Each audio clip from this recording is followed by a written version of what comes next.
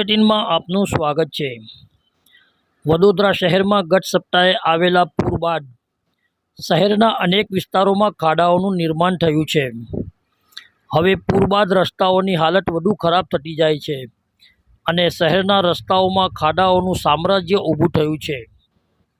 દર્શક મિત્રો, વાત કરીએ વડોદરા શહેરના વોર્ડ નંબર 14 અને 15ની બોર્ડર ગણાતો વિસ્તાર પાણીગેટ હરણખાના રોડથી ગાજરાવાડી જવાના મુખ્ય માર્ગ ઉપર છેલ્લા ઘણા સમયથી વરસાદી પાણી ભરાવાના અને ડ્રેનેજ લાઈનો ચોકઅપ રહેવાના કારણે આ વિસ્તારના નાગરિકો ત્રાહિમામ પોકારી ગયા છે અને તંત્ર સમક્ષ પોતાનો રોષ વ્યક્ત કરી આ આપદામાંથી મુક્તિ મેળવવા અપીલ પણ કરી રહ્યા છે। દર્શક મિત્રો, આપ જે દ્રશ્યો જોઈ રહ્યા છો તે સ્વામિનારાયણ મંદિર વાડીથી ગાજરાવાડી જવાનો મુખ્ય માર્ગ છે। સ્થાનિકોનો માનીએ તો આ સમસ્યા છેલ્લા ઘણા સમયથી તેઓને સતાવી રહી છે। તેઓએ આ અંગે સત્તાધીશોને અનેકવાર કમ્પ્લેનો કરી છે, છતાં આ વિસ્તારમાં અત્યાર સુધી કોઈ કામગીરી કરવામાં આવી નથી તેવા આક્ષેપો પણ કરવામાં આવી રહ્યા છે। આ વિસ્તારના લોકોની ચર્ચા મુજબ અધિકારીઓ મોઢા ઉપર ટ્રાન્સલેટ સેલોટેપ મારી ફક્ત તમાશો જ જોયા કરે છે। આ વિસ્તારની સમસ્યાનું કાયમી નિકાલ થાય તેવી લોકોની દર્દભરી અપીલ છે। વડોદરાથી સાદિક કાજલવાલાનો ખાસ રિપોર્ટ। भाई जरा देखते चलो, आगे भी नहीं पीछे भी, दाएं भी नहीं बाएं भी, ऊपर ही नहीं नीचे भी। ए भाई जरा देखते चलो, ए भाई जरा देखते चलो, आगे भी नहीं पीछे भी, दाएं भी नहीं बाएं भी, ऊपर ही नहीं नीचे भी। ए भाई जरा देखते चलो।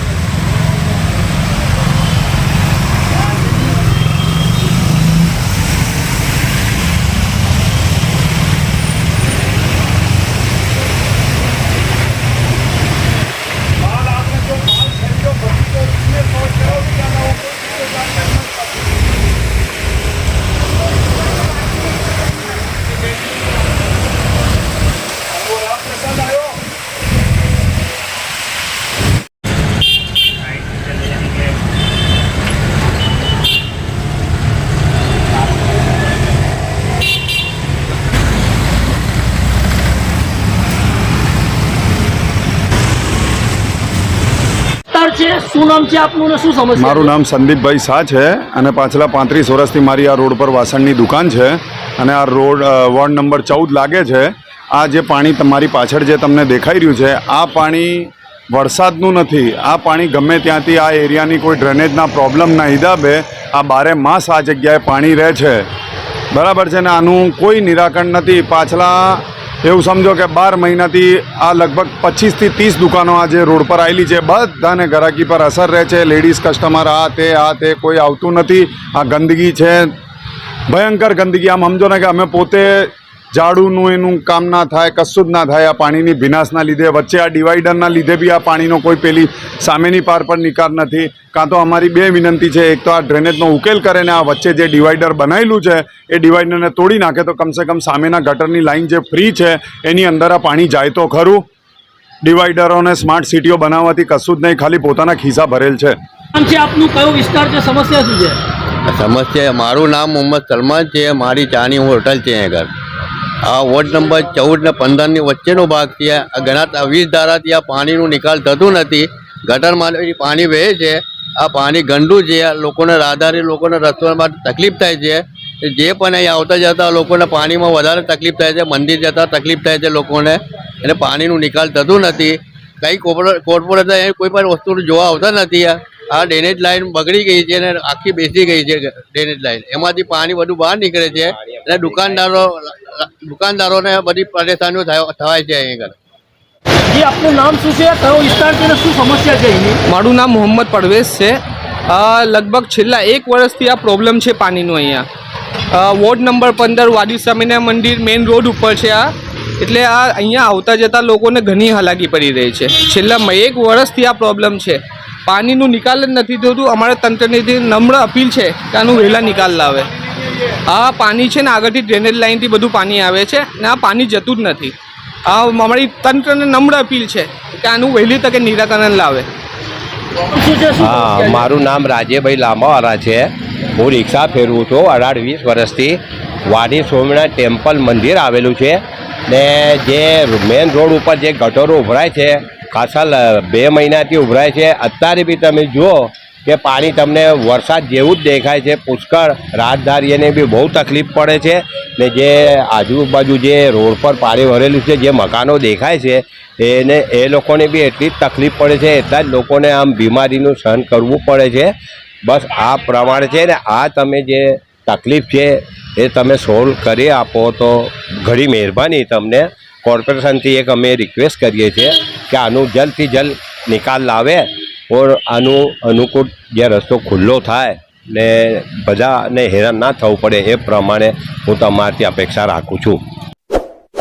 इस वीडियो को लाइक करें, हमारे चैनल को सब्सक्राइब कर बेल आइकन जरूर प्रेस करें